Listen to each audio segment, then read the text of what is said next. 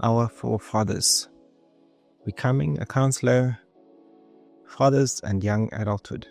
There's a Messiah proverb that says, a father's words are like a lamp in the night. And as our children transition into adulthood, they need that lamp more than ever.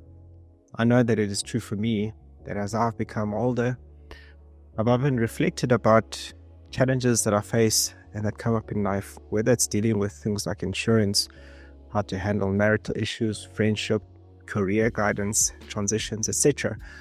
It is more and more important to have good relationships with a father or father figure who can help guide and help to counsel me in those decisions. And I know for many of my friends as well, as they've grown older, this has proven to be true. According to the Journal of Youth and Adolescence, guys, these things come from the US. They study these things mostly. So forgive me for these references, but this is what we have. According to the Journal of Youth and Adolescence, young adults with involved fathers are better equipped to handle stress and make important life decisions.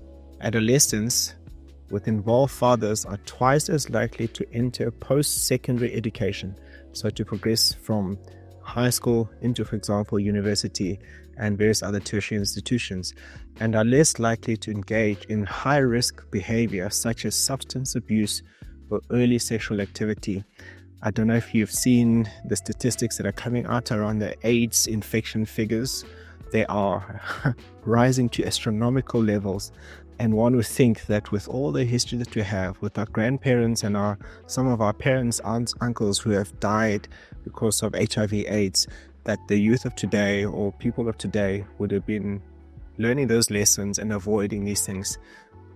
But perhaps it is a consequence of the society that we're growing up in that is becoming more and more absent of fatherhood in homes, that we see such high-risk behaviors and other sorts of substance abuse.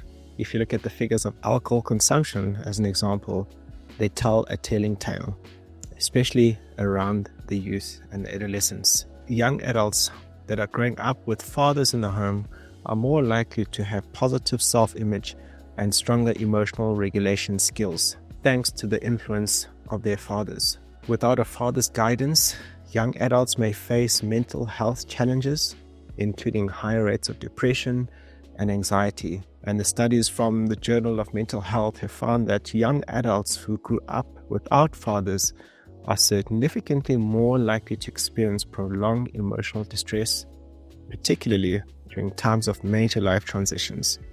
This is from the Journal of Mental Health.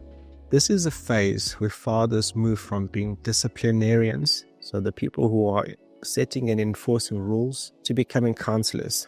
And in between, of course, there's a teaching period, as we saw in the previous episode. This is about when we are guiding our children to navigate life's complexities, where it's perhaps no longer appropriate, or we are past that stage where they can be instructed in ways of do this, do that, obey this, don't do that, to becoming counselors, to becoming coaches in their lives as they navigate that.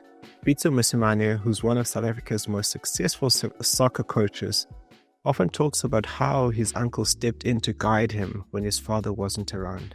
He says, "They showed me how to be a man." It is my belief that it takes a man to raise a man.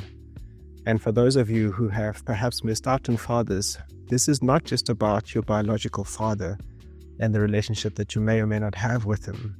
These are about the men in your life that one needs to teach you, to guide you, to counsel you.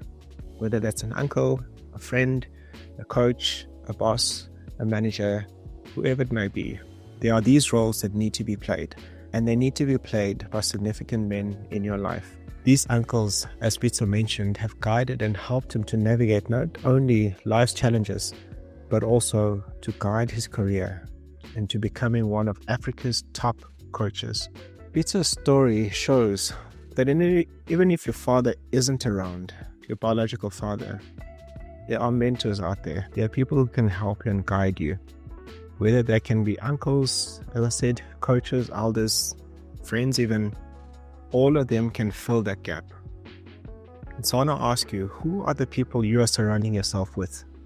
Are there people that can speak to you, challenge you, ask you questions, tough questions? Or are you just surrounded by peers who are doing just what you are doing? I challenge you to find men who are going to help to shape you, to grow you. I think even if we are from the best of homes and we've had amazing fathers, all of us can do with more. Brothers, being a counselor means listening first and advising second. Very often, I visited a friend of mine when I was having challenges in my marriage, and for the most part, this particular friend would simply listen, and every now and again they would recount their own challenges and stories about his own marriage, and I found that deeply comforting.